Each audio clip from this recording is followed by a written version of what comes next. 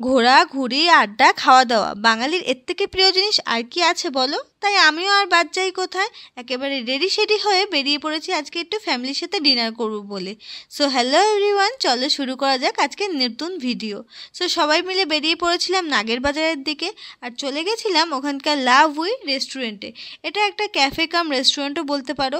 ভেবেই নিয়েছিলাম আজকে আমি এখানে ট্রাই করব এখানকার স্পেশাল ডিশ অক্টোপাসটা, কিন্তু যদিও আমি এটা কখনো খাইনি, তাই ভাবছিলাম নতুন কিছু এক্সপিরিয়েন্স করব আর বাড়ির লোকের কাছে যদি ঝাড় খেয়ে যাই তাই থাক, আজকে আর রিস্ক নিলাম না, ওটা অন্য দিনের জন্য তোলা থাক। তাই আমার পছন্দের খাবার এই যেমন ফ্রেঞ্চ ফ্রাইজ, ফিশ ফ্রাই, সাথে কিছু মকটেল আর আমার প্রিয় ড্রামস অফ হেভেন, যেটা কিনা আমার খুবই ভালো লাগে আর জাস্ট মুখে লাগার মতো। আর লাস্টে ছিল মেন কোর্সে মিক্সড ফ্রাইড রাইস আর গার্লিক চিকেন, যেটা কিনা অসাম ছিল, 10/10 ছিল।